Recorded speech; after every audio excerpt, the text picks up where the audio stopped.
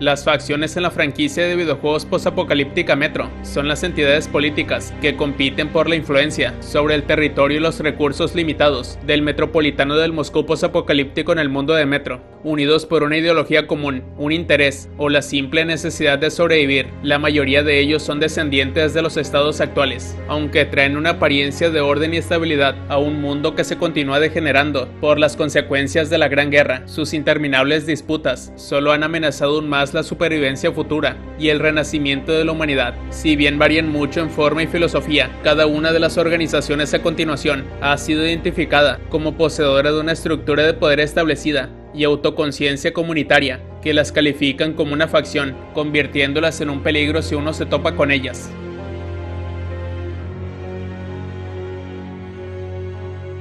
Los bandidos es el término general para pandillas y matones poco organizados. Al controlar ciertas estaciones en todo el sistema de metro, aunque rara vez más de una, se sabe que los bandidos roban y asesinan a los viajeros indefensos en los túneles, llevándose sus mercancías para venderlas. Sin embargo, algunos bandidos son simplemente facciones sin ley, como los que gobiernan Venecia o Kitai-Gorod, y no son tan extremos como otros bandidos, aunque sus negocios pueden ser lucrativos y no temen matar para conseguir lo que quieren. No son abiertamente hostiles. También se rumorea que muchas facciones de bandidos crean y venden mercancías falsas o de mala calidad a viajeros crédulos, a menudo por el mismo precio que una copia genuina.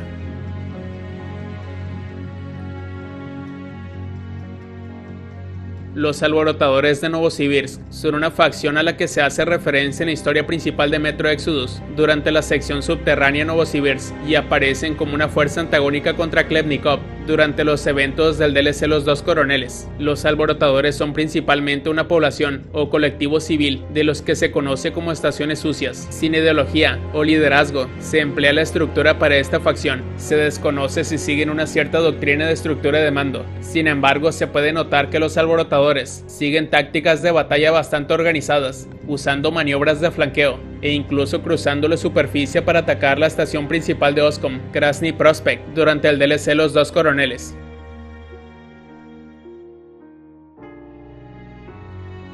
La Confederación de Estaciones de la Línea de Circunvalación, conocida como ANSA. Esta facción es una colección de estaciones dirigidas por el presidente Piotr Rusakov, que ocupan la vital línea de circunvalación de Koltsevaya, formada poco después del colapso del Comando Central del Metro. Hansa es la facción más influyente del metro, ocupando lo que podría considerarse la yugular de todo el sistema de metro. El comercio de todas las estaciones y facciones del metro pasan por los puestos del control de Hansa para proteger su soberanía, seguridad e ingresos comerciales. Hansa posee una fuerza potente de 4.000 a 5.000 soldados. A pesar de este impresionante conjunto, Hansa sigue siendo una especie de espectador apático ante la mayoría de las formas de conflicto en los túneles, y prefieren usar sus sanciones y amenazas cuando es necesario para proteger los intereses de la Commonwealth. En Metro Exodus se vuelven hostiles luego de descubrir la verdad de que se habían creado balizas que interrumpían las señales del mundo exterior para seguir permaneciendo debajo del metro, como si fuéramos la única humanidad superviviente. Por lo tanto, debimos abrirnos paso para enfrentarnos a todos ellos, hasta robar un tren sin poder volver a casa otra vez.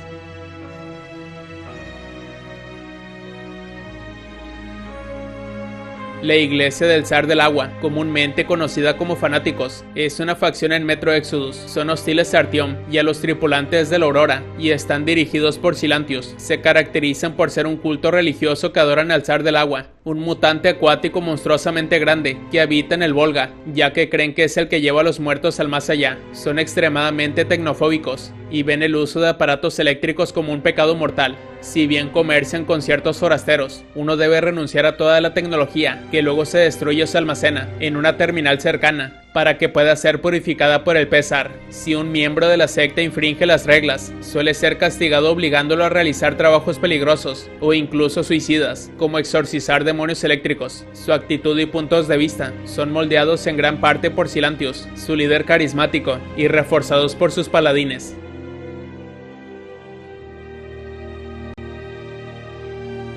Los Money Bailer son una facción en Metro Exodus que es hostil a Artyom y sus compañeros. Están dirigidos por un hombre conocido como el Barón. Son un grupo de alrededor de 700 asaltantes compuestos en su mayoría por exsoldados, mafiosos y trabajadores de Svarog Oil. que han logrado asegurar vastas reservas de petróleo en la región del Caspio. Son una de las pocas facciones posapocalípticas que no solo tienen acceso a vehículos en funcionamiento, sino que mantienen una gran cantidad de ellos. Han utilizado estos recursos para esclavizar a la población local y defenderse de cualquier otro grupo de asaltantes que realizara incursiones en la región. Los Money Bailer también están notablemente mejor armados que la mayoría de los grupos de bandidos. Lucen armas avanzadas como el Bulldog y el Chambler, e incluso emplean soldados blindados con ametralladoras Gatling. Recientemente han comenzado a definirse a sí mismos como dioses del fuego, posiblemente para mantener a raya su población esclava.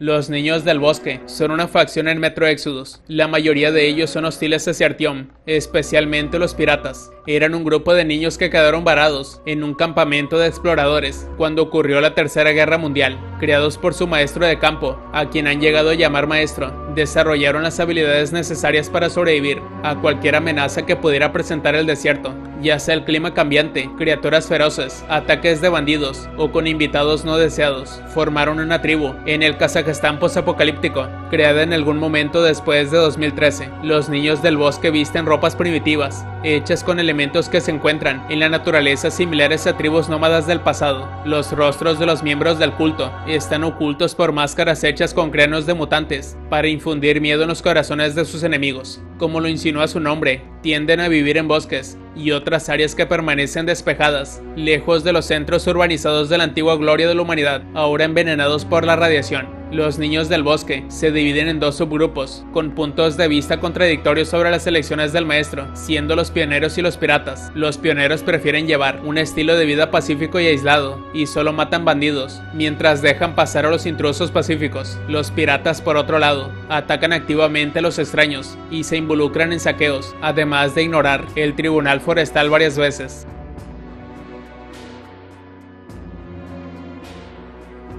Como su nombre lo indica, los caníbales se alimentan de cualquier humano que tenga la mala suerte de visitar su búnker de Yamantau. En su mayoría están conformados por trabajadores de la construcción, personal no militar y un puñado de oficiales supervivientes, atrapados en el búnker cuando cayeron las bombas. Si bien el gobierno nunca llegó, los habitantes del búnker pronto descubrieron que las reservas de alimentos eran mucho menores de lo planeado. No pasó mucho tiempo hasta que empezaron a recurrir al canibalismo para sobrevivir. Finalmente lograron reparar las antenas y las usaron para transmitir señales de radio por todo el páramo. Convirtieron su búnker en una especie de trampa para moscas Venus, atrayendo a otros sobrevivientes, haciéndose pasar por el gobierno. Al menos un oficial ignoró todo esto, y cuando lo descubrió planeó detenerlos, pero probablemente también fue asesinado y devorado. Si bien el liderazgo y los oficiales aún conservan su ingenio, la mayoría de los caníbales parecen haberse vuelto locos, probablemente como resultado de una enfermedad neurodegenerativa como Kuro, que se transmite a través del canibalismo.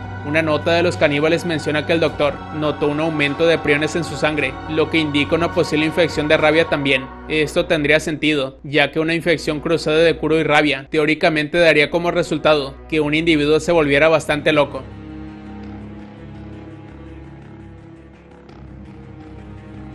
La Línea Roja es una facción marxista-leninista y neoestalinista. La Línea Roja es el refugio de los nostálgicos soviéticos y los antiguos miembros del PSUS y del Komsomol, dirigido por el secretario general Maxim Moskvin. El Partido Comunista mantiene el control tanto como en la época de Stalin, a través de un programa de censura, represión política y social, y redes de espías e informantes. Los rojos ocupan la mayor parte de la línea Skolnicheskaya, literalmente línea roja, la más antigua del metro, y un recordatorio constante de las glorias del pasado pseudosocialista de Rusia, menos las dos estaciones del anillo, y poseen la mayor población y el mayor territorio en el metro. Al igual que el ejército soviético de la Segunda Guerra Mundial, la Línea Roja se basa en un ejército de reclutas masivos, pero mal entrenado y equipado. De los 15.000 ciudadanos de la línea, entre 6.000 y 7.000 sirven en las Fuerzas Armadas, comprometidos en una lucha constante contra los neonazis del Cuarto Reich.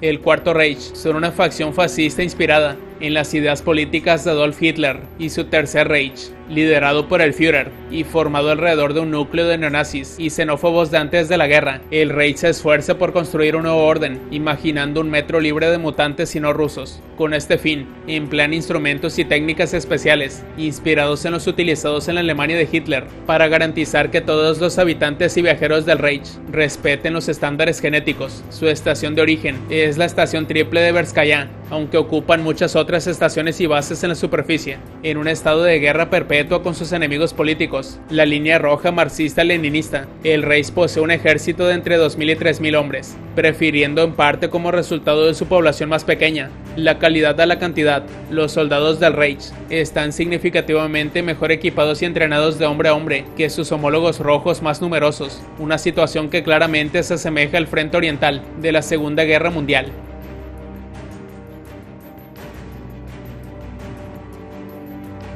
Los oscuros son una nueva especie, creada poco antes o durante la guerra nuclear. Muy por encima de un hombre humano, fueron descubiertos por primera vez cuando en su infancia Artyom y sus amigos abrieron la puerta hermética a Botanichesky Sad.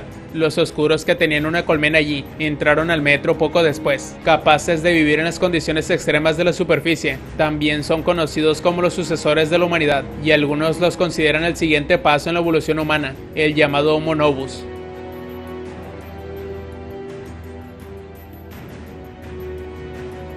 Y bueno amigos, esto ha sido todo. ¿A ti qué te parecieron estas facciones? ¿Cuáles se te complicaron más?